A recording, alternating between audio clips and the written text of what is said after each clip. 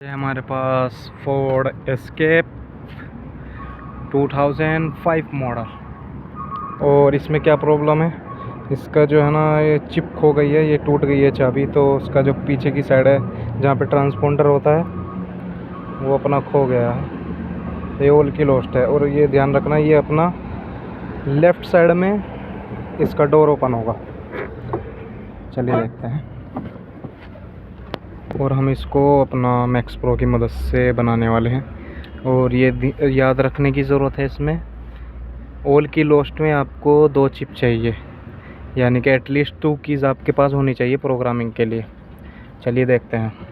और ये अपना 2005 मॉडल है, तो इसके अंदर अपनी ID 4D 63 आएगी। इसके अंदर 63 4D, तो वो ये आपको स्क्रीन पर नज़र आ रहा होगा।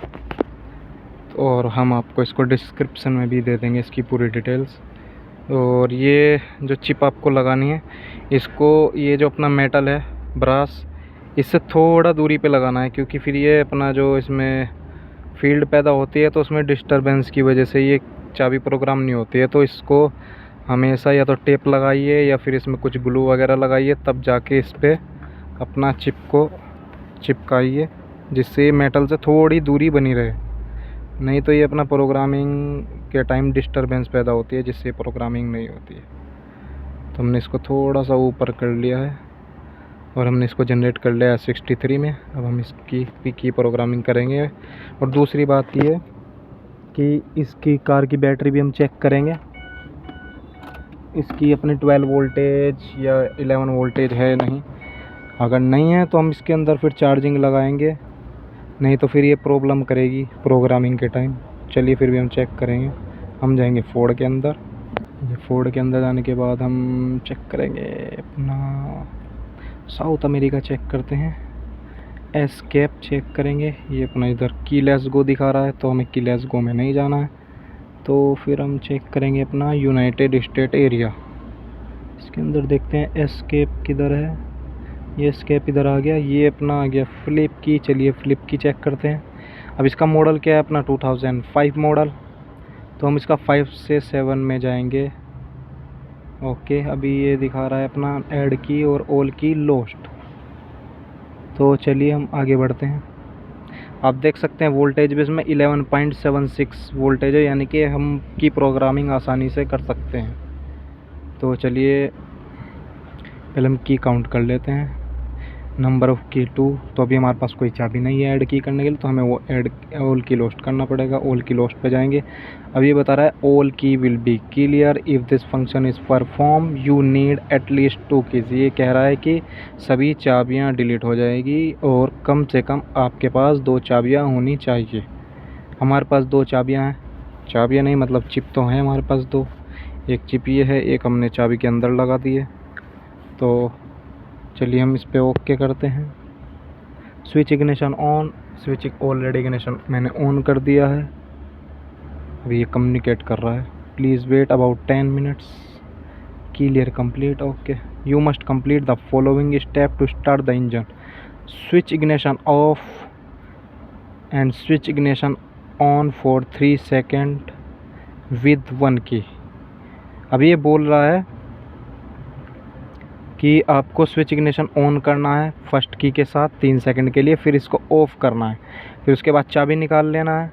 निकालने के बाद फिर अपना स्विच इग्निशन ऑन करना है फॉर 3 सेकंड के लिए नई चाबी यानी कि सेकंड की के साथ, फिर स्विच इग्निशन ऑफ़ कर देना है। चलिए हम यही करने वाले हैं। अभी मैंने ये अपना चाबी स्विच इग्निशन ऑफ़ कर लिया है। अब मैं इसको ऑन करने वाला हूँ 3 सेकंड के लिए। 1 2 3। अब मैंने इसको ऑफ करके अब मैं इसकी ये चिप जो है हटा लेता हूँ और ये अपनी दूसरी चिप यहाँ पे लगाऊंगा। हट मेरे भाई, ये गर्मी ज़्यादा है ना तो ये चिपक गया। अभी मैंने दूसरी चिप इधर लगा के इसको 3 सेकंड के लिए इग्निशन ऑन करने वाला हूँ। ये मैं गया, इग्निशन ऑन किया 3 सेकंड के लिए। 1 2 3। ये आप देख सकते हैं सिक्योरिटी लाइट चली गई है। अभी स्विच इग्निशन ऑफ कर दिया है। चाबी बाहर निकाल लिया दूसरी वाली। अब इंस्ट्रक्शन देखते हैं क्या दिखाता है ये। Okay, then switch ignition on and remove the key. Okay, if you need to add more key please repeat the step 3।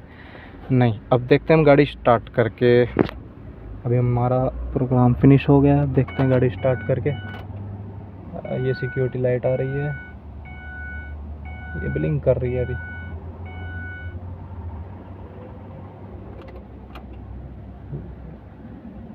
चलिए फिर से ट्राई करेंगे हम। प्रॉब्लम थी ये अपनी जो मैं एक इसमें जो दो ऑल की लोस्ट में जो दो चिप लगती है, एक से तो अपना सिक्योरिटी लाइट जा रही थी, फिर दूसरी जब मैं लगा रहा था तो ये अपनी सिक्योरिटी लाइट जो है, अपनी सिक्योरिटी लाइट नहीं जा रही थी, ये फिर से ब्लिंक करने लगती थी। तो फिर मैंने सोचा कि पता नहीं क्या प्रॉब्लम है, ये प्रोग्रामिंग में प्रॉब्लम है।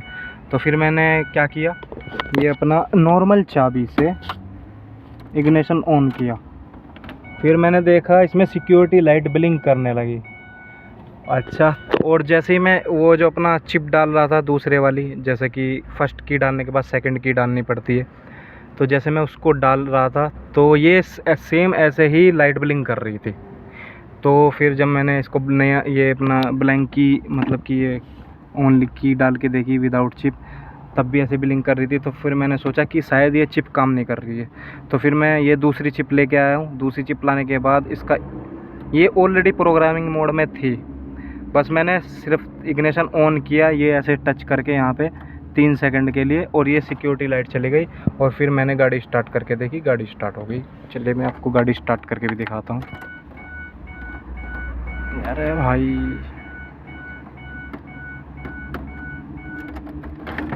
ये देखते हैं सिक्योरिटी लाइट जानी चाहिए, चली गई। अब गाड़ी अपनी स्टार्ट हो जाएगी।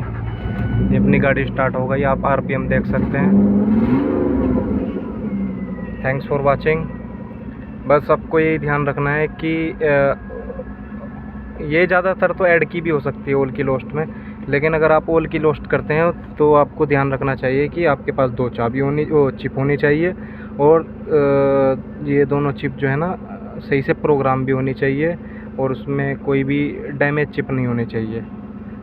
मैंने आपको इसका ये इंडिकेशन दे दिया है कि अगर आपकी एक चिप काम नहीं कर रही है तो ये ठीक ऐसे काम करेगी जैसे कि आपकी चाबी में चिप नहीं है, वो सिक्योरिटी लाइट ब्लिंक करेगी। अगर आपकी चिप ख़राब है, प्रोग्राम नहीं हो रही है, तो फिर मैं आपको दूसरी जनरेट करके चेक करनी है, तो ये आपकी प्रोग्राम हो जाएगी। Thanks for watching.